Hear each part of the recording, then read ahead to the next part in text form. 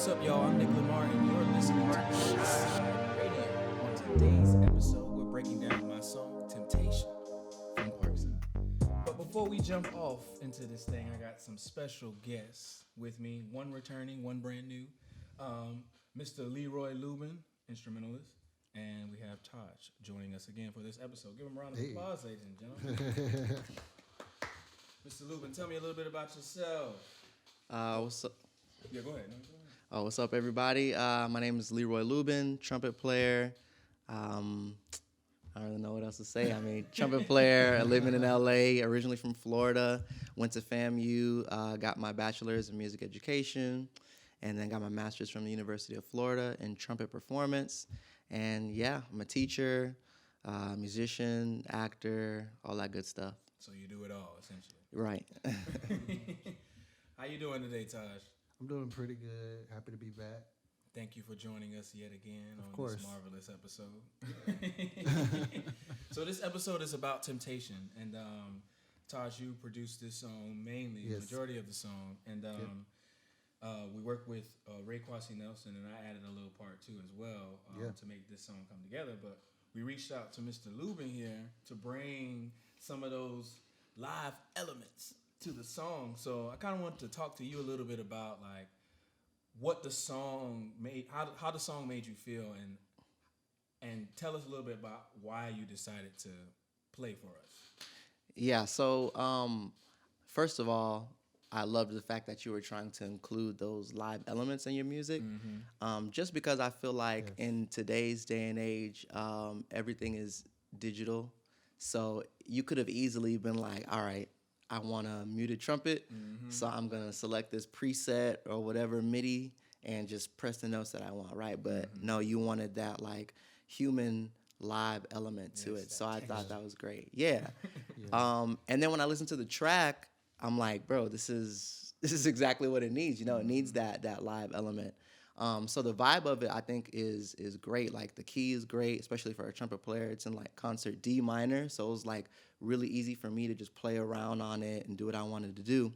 And then when I put in the harmon mute, because I was trying to think, all right, do I want like a cup mute? Do I want to be open? Do I want a straight, whatever? Like, but then when I put in that harmon, right, it gave it that like sound that I felt like the track needed, you know, and I felt like that was the contribution that I could make to it. So yeah, and well produced.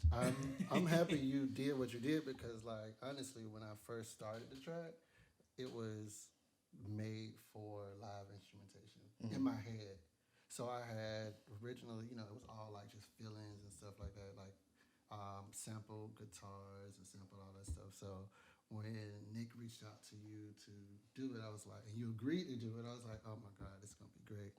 And then when I heard what you did, because I wasn't there when you actually recorded your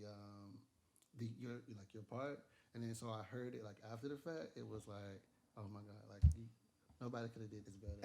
Like it was so good. I was so happy. I think I told Nick, I was like, Nick, like this, he killed it times. Killed it. Thank you, man. Absolutely. Thank you. Yeah, it's really good. Like beyond my imagination. For real. Taj, tell us a little about what inspired the song, because I know that you made it a couple years ago, and you were just fiddling around with some sounds. So tell us about like what really inspired this particular song. Yeah, so for me, I love R&B music, dark, stormy, like nice, yeah, you know, stuff like that. So like real smoky, sexy. So I'm always like, that's my default vibe. Usually, if you go through my like all the tracks I make, it's gonna be like majority dark R&B, you know, even like now lo-fi type vibe. So with this was just one of them that I did, and I always truly envisioned it as a duet too. So it was perfect that you agreed to have Jandé on it. Basically, I just went with my instincts and created something. I wanted to kind of keep it simple, not a lot of different chord changes, you know, because you can get into R&B where they do like a lot of chord changes and stuff like that. I didn't really want to do that. Just keep it real simple, like I like to do. You know, give it a little dark, stormy, slow, sexy vibes, and just let it go. And that was really kind of like what I was going for. Well, we thank you for doing that. because at least in part from the people that listen to my music, Amy is my first single. People really love that song, and so when I was approaching this particular song, I had that in mind. And then when you played it for me, and I heard the sounds and the smokiness of it, I was like, oh my goodness, it matched that dark and stormy vibe. And so I was like, I want to make this song like a sequel or a spiritual successor to Amy, because that song is very like sensual and very sexy, very dark and stormy. Yeah. And I wanted to have something else in my catalog that matched that. Yeah. Because I know that people I made that in 2014. It's now 2020, and I don't have something in my catalog that is close to that. So I wanted to deliver, like a little sequel, like it's a movie. You know what I mean? Part 1, Part 2, Part 3. Mm-hmm. Not saying that it is. It might be. But I wanted to continue that story from that particular song. And so when you put those elements in, when you put the trumpet in too, it just brought that whole vision from all aspects together into like this incredible piece. Yeah. And it's just great. Yeah. You should tell them about what the lyrics originally were, and then how we had to scrap it and change the lyrics. Which you don't remember? Work your body. Oh yeah. So, when we writing songs, the songs always change. It might start off completely different. So this particular song, the chorus, instead of "so what you want to do, I'll leave it up to you," it was "work your body, work it on me." And so I was like, "Ooh, I like that," but then I was like, "I don't know." Yeah. I let the song sit for a couple of weeks and like a month or so. I was like, I like it. I remember coming to him and I was like, I like it, but it was too raunchy. It's too raunchy. Oh, yeah. I was like, that's way too raunchy. It was too much. We were going for, I was like, it's supposed to be sexy, but not in that way. Right, yeah. Not so in your face, I guess. Yes, very much. More discreet. Yeah. There was another verse, too, that I took out. I don't know why, but I took it out for Jandé. Yeah, we did Jandé a feature. Yeah.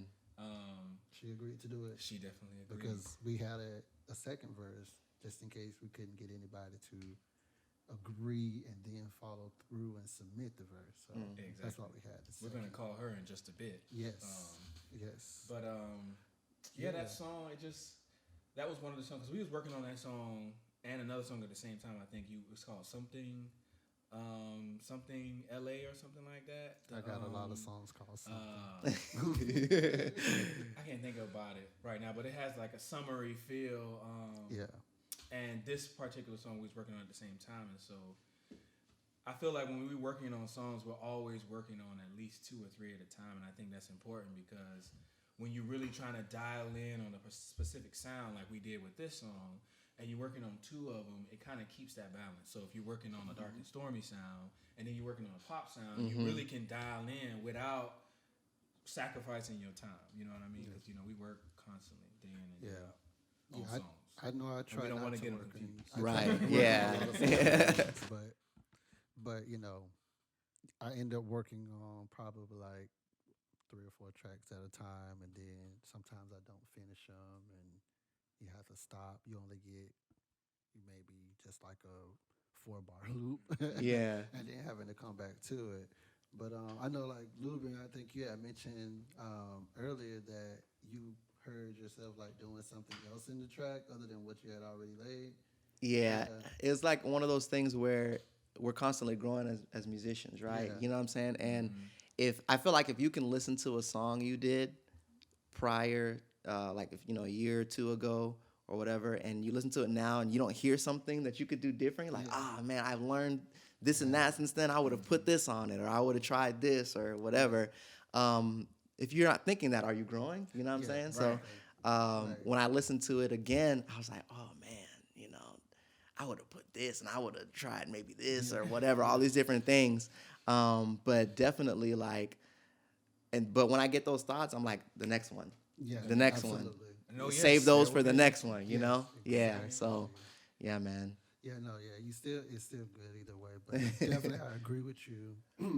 Like just over time when you like a lot of times when I go back and listen to some even older tracks that we've released, I'm always like, dang, I should have did this. Oh, ooh, cringeworthy. Like if I would have just did this note or changed it a little bit, then it'd be so much better.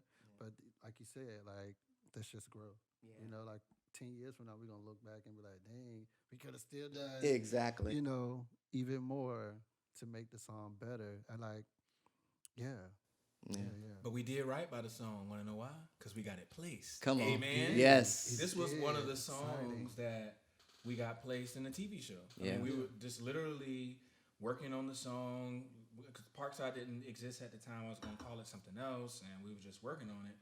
And then, like I said in another episode, homie and Kenji hit me up and was like, we need music. And we got music placed. You know what I mean? So, like what y'all was saying, that growth aspect, we look back, years later and be like, dang, I could have did this, that, and the other. But at the time, we were doing what we were supposed to do. Exactly. Yeah. But like you said, you got to have that mentality. Like, dang, I wanna be better. So the next time, I'll put those elements in. And then the next time after that, when you find out something new, you're like, I'll do something better then. But you don't want to get stagnant because that's not what we about around here. Yeah. Especially as musicians, we can be so hard on ourselves. And you could end up having so many unreleased tracks, unreleased projects, because every day you look back at it and you're like, I still don't like it. I want to change this. I want to change that. So you have that like perfectionist attitude, and that could be like super, super. It could be harmful for you as an artist. You stand in your own way. Yeah, for real. That's what And we got to learn to get out of our own way sometimes. Yeah. That's why, like, even Kwasi had said on another one of the episodes, like, just having some of those sessions where you go and you, like, commit to completing the track.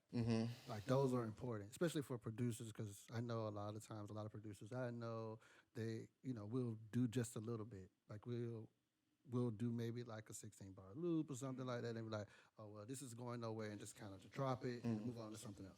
And never come back to that song. Yeah. And then you have a whole bunch of a library full of 16-bar loops that never go anywhere. So gems, folk. I hope y'all taking this. Definitely set aside sessions that you just kind of want to go the distance and actually complete the song. Just try to push yourself, and you never know what you could come up with. Right. And it doesn't have to be, when you complete it, it doesn't have to be, this grand finished song like, a mastered Usher track or Beyonce track. It's just completing an idea whole, so that when you come back to it, you're not trying to get back into that same space that you were when you originally made it. You have a complete framework so that each day you come back, or each month, or whenever you get back to it, you can just add elements on from what you learned before, or some new experiences, or shifting different things versus trying to like refinish it, because it's difficult. Once you leave a song and you try to come back to it, you be like, just do something new. Do y'all watch the show? I think LeBron produced it or something. It's like the Barbershop Talk or something like that. The Shop, is that what it's called? Is that when Kevin Hart was on there? That's a lot of people. It's good. Did you see the episode with Roddy Ricch and Chadwick and Tiffany Haddish and all of them? I didn't see that episode.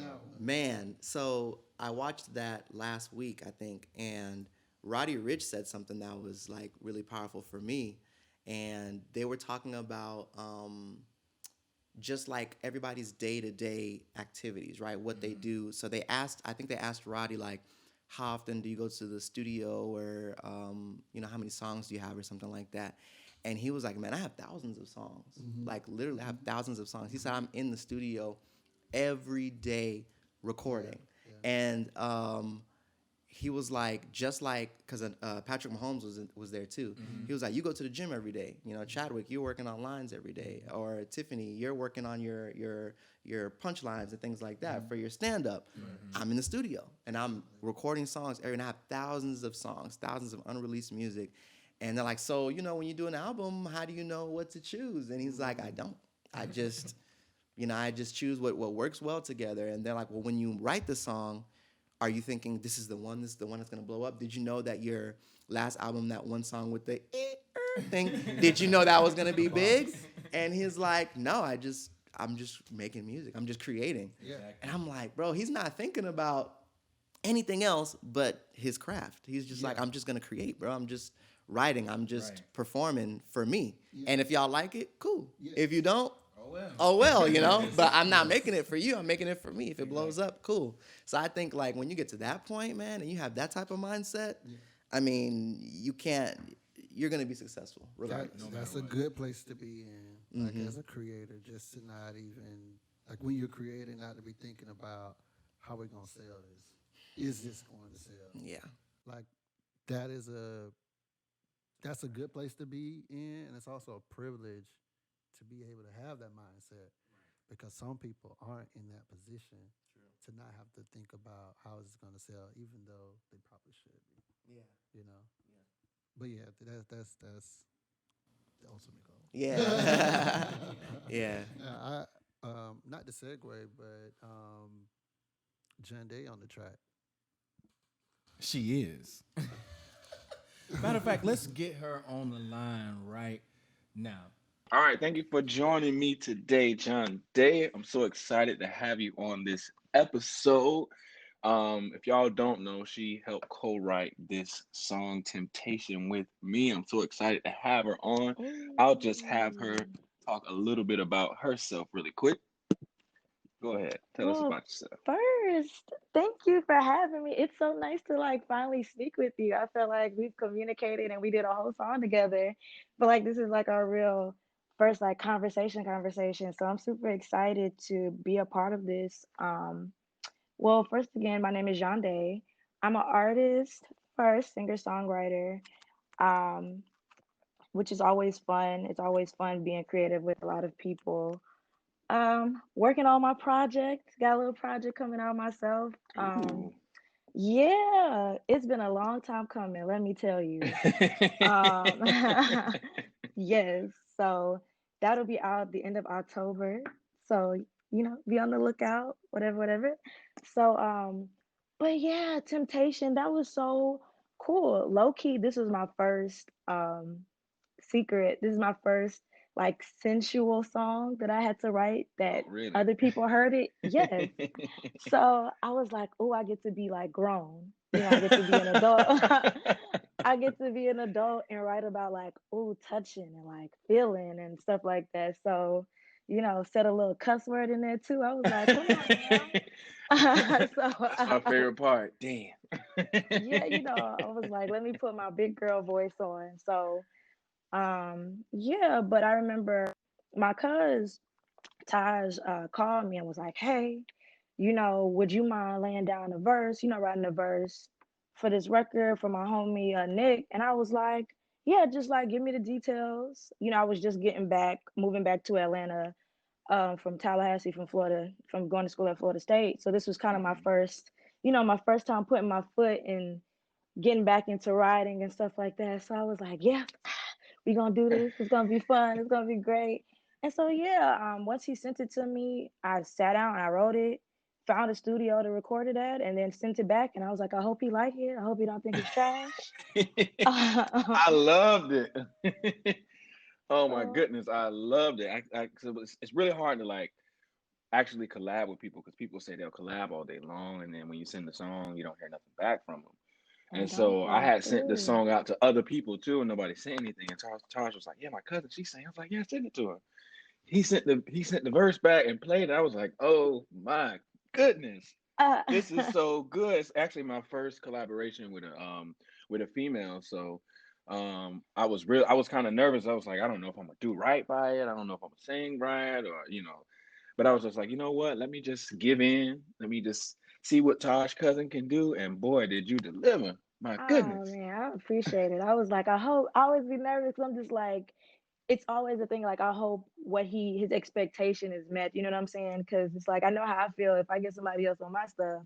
It's like no pressure, but all of the pressure. You know what I'm saying? Okay. So I was like, thank you for trusting me. I always say that, and people think I just say it just to say it, but being an artist, people are real sensitive about their stuff. So I always Hmm. appreciate people trusting me to be a part of like anything they create.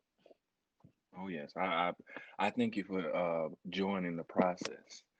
So since we talk about writing, talk to me about your writing process. Like what do you typically do when you get a song? How do you approach it? So I'm not gonna be long, but it depends. because I feel like, because whenever you say it depends, it's like a whole like story. But if I'm writing for myself, usually more difficult just because I'm harder on myself and I want to convey my story the way I want it to be conveyed in a way that other people can understand and relate. But